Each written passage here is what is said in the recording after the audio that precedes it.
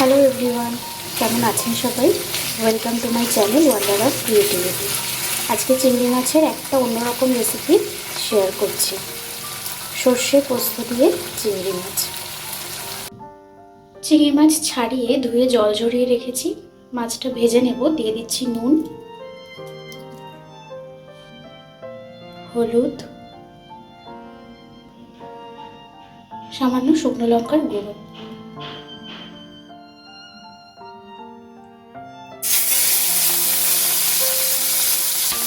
নুন, হলুদ আর শুকনো লঙ্কার গুঁড়ো দিয়ে চিংড়ি মাছটা মাখিয়ে ভেজে নিই।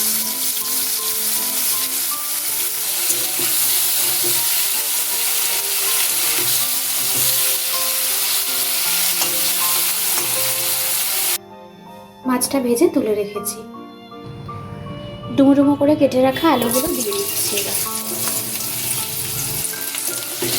আলুগুলো একদম ছোট সাইজের করে কেটে নিয়েছি। আলুটা লাল করে ভেজে নিচ্ছি। দিচ্ছি 1 চামচ নুন,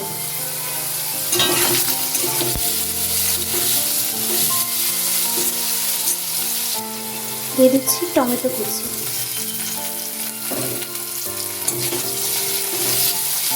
একটা ছোট সাইজের টমেটো, হাফ টমেটো একদম ছোটো ছোটো করে কেটে নিচ্ছি। দিচ্ছি হলুদ,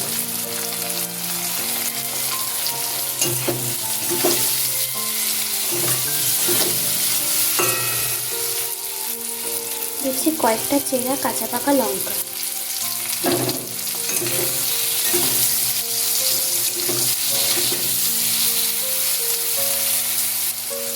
দিয়ে দিচ্ছি পোস্ত সর্ষের পেস্ট,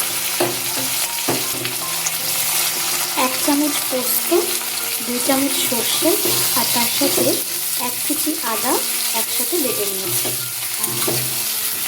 আদাটা অপশনাল, চাইলে আপনারা স্কিপ করতে পারেন। সর্ষে পোস্তর পেস্টের সাথে আলুটা ভালো করে মিশিয়ে সামান্য পরিমাণ জল দিয়ে দিচ্ছি।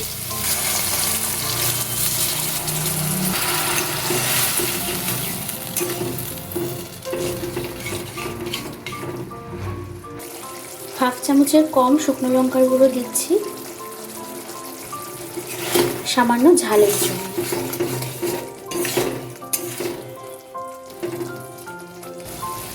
এবার চিংড়ি মাছগুলো দিয়ে দিচ্ছি।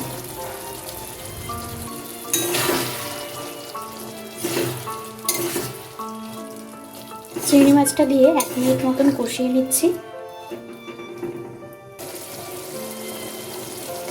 এবার আরও একটু জল দিয়ে দিচ্ছি যাতে আলুগুলো সিদ্ধ হয়ে যায়। এই রান্নাটা একদম মাখা মাখা হবে আর আলু ভাজতে ভাজতে অনেকটাই সিদ্ধ হয়ে এসছে, তাই জল একদম অল্প পরিমাণে দিয়েছি। টেস্ট ব্যালেন্সের জন্য দিচ্ছি সামান্য পরিমাণে চিনি। জলটা যখন একদম শুকিয়ে যাবে, নামানোর আগে সর্ষের তেল দিয়ে দেব।